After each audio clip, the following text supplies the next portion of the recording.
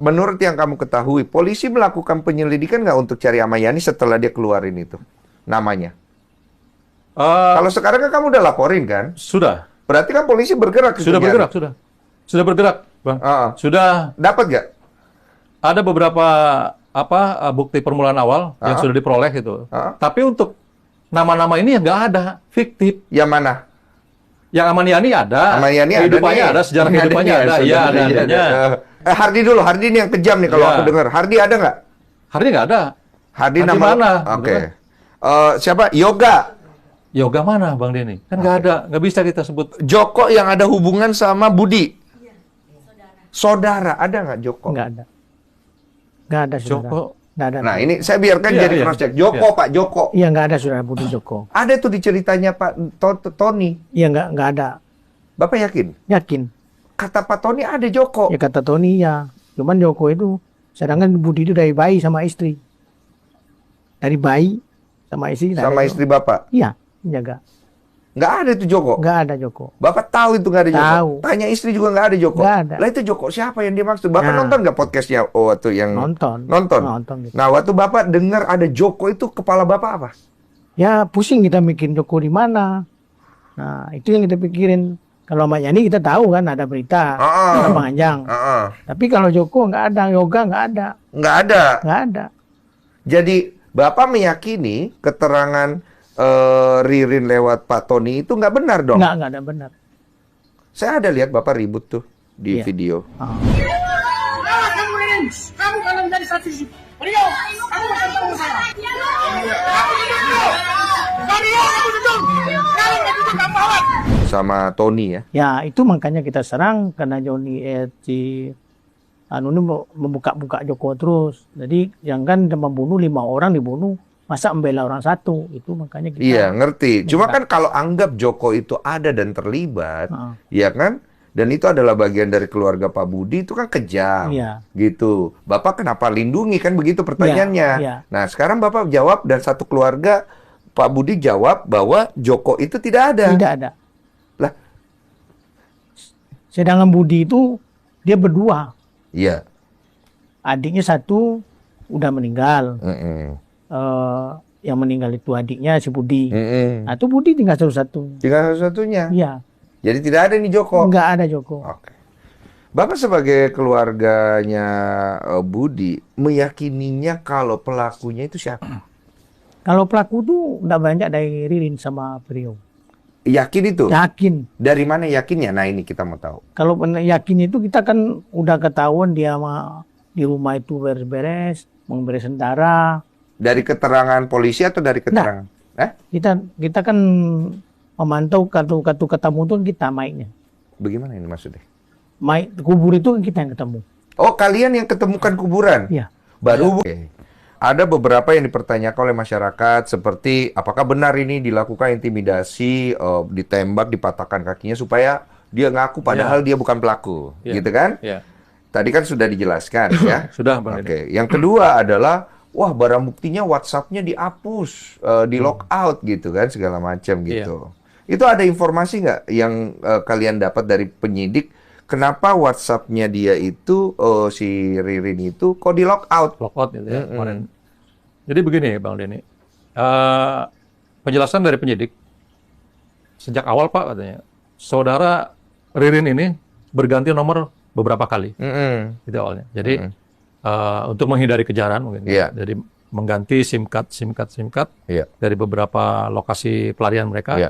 Awalnya katanya ke daerah Bogor, kemudian dilanjutkan ke Jawa Timur. Dan akhirnya balik ke Indramayu. Balik lagi ke Indramayu ke Kecamatan Kerokan. Jadi udah sekitar 6 kali ganti SIM card. Oke, kemudian. Nah, kemudian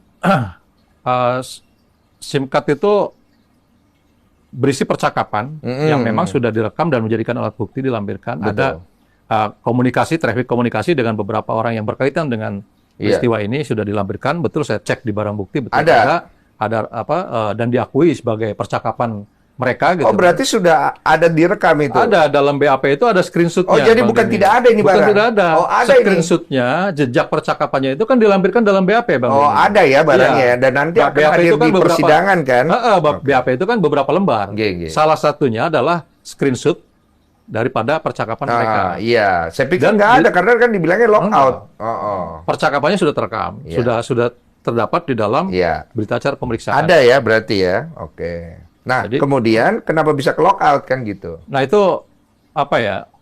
Saya berpikir kalau awalnya bahwa SIM card ini kan ada masa berlakunya. Oh, masa berlaku. Tapi apakah terkoneksi dengan aplikasi yang tertanam di dalam HP, kemudian menjadi ketika SIM card-nya berakhir masa berlakunya menjadi auto logout atau tapi nggak ada masalah, karena kan polisi pengadilan bisa meminta pihak vendor untuk ngebuka. Bisa nanti transkripnya kan bisa. Polisi juga nggak bisa ngapa-ngapain.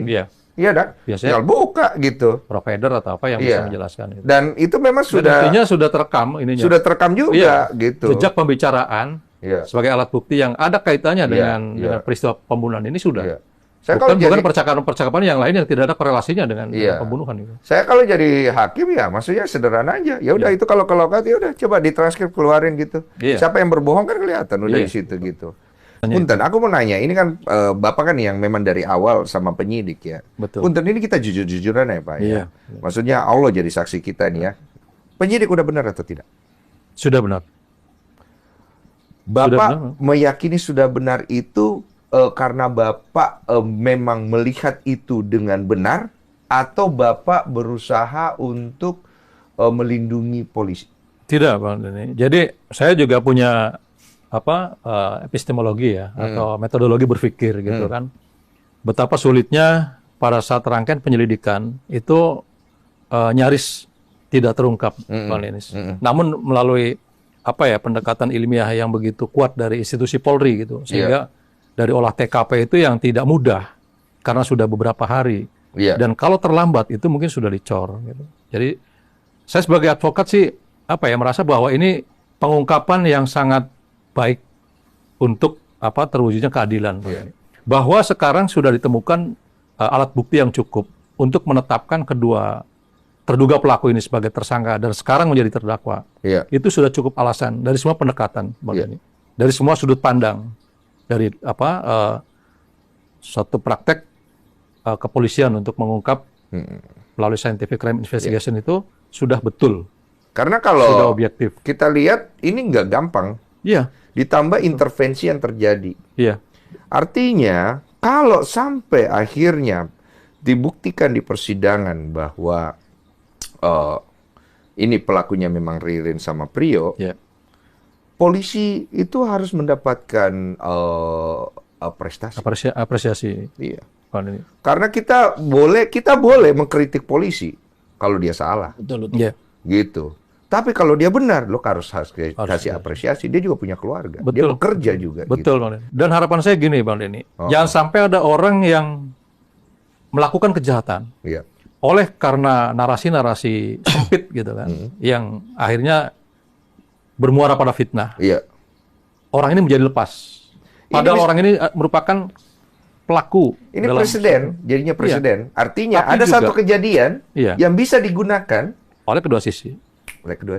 Dan saya juga tidak ingin, gitu, kan? Dan saya juga tidak ingin ada orang yang tidak bersalah, kemudian dijatuhi hukuman. Betul. Jadi buah si malakama. Apabila memang patokannya fakta yang objektif. Peradilan yang memutuskan berintegritas, gitu kan, yang akuntabel.